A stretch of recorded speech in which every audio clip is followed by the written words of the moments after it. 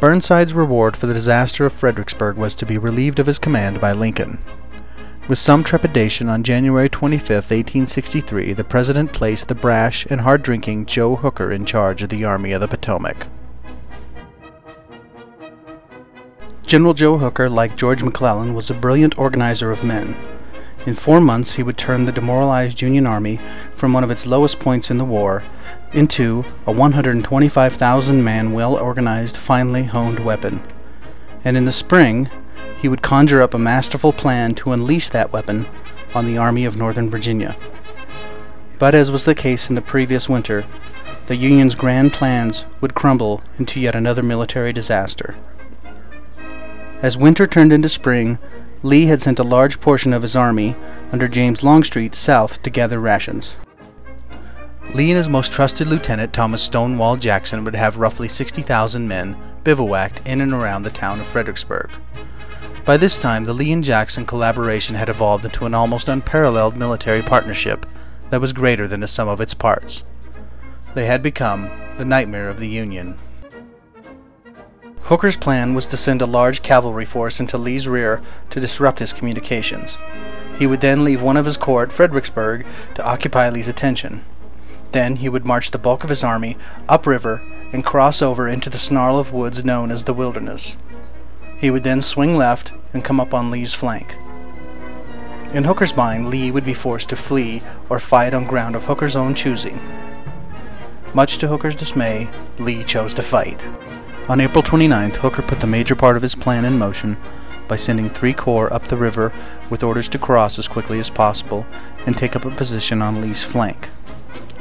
By late in the day, Lee knew something was up, but the swiftness of the march had caught him off guard. With the Federals concentrating on his left, Lee decided to defy all military wisdom and divide his smaller force. He would leave a small contingent at Fredericksburg and rush the balance of his infantry west to shore up his flank. The next day, April 30th, Lee had his forces moving west of Fredericksburg, causing his Union counterpart to hesitate. This was all that Lee needed. Despite possessing an overwhelming force, Hooker would begin to crumble as Lee hit him on the 1st of May, 1863. After hard fighting, Hooker ordered his men back to defensive positions around the Chancellorsville house. Lee, still sensing that Hooker was indecisive, would again take another enormous risk. He and Jackson decided to divide their force yet again. Jackson would march through the Wilderness with 26,000 men in front of and around Hooker's right flank. It would take Jackson all of April 2nd to move his force into position to hit the unsuspecting Union men on their right flank.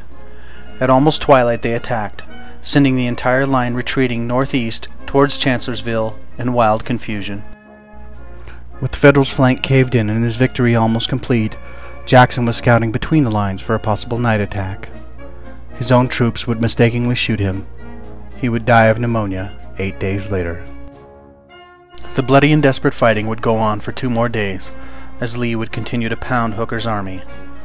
Lee was poised to hit Hooker again on the 5th of May, but the beleaguered general had pulled his army back across the river to safety. Lee would lose 13,000 men to Hooker's 17,000, but one casualty would prove to be more costly than the rest. Although it is impossible to say what would have happened had Stonewall Jackson lived, it is safe to say that the course of the war would have surely taken a different turn. Lee's boldness and audacity would make the clash at Chancellorsville his battlefield masterpiece, and it would help cement the legend of Jackson and Lee.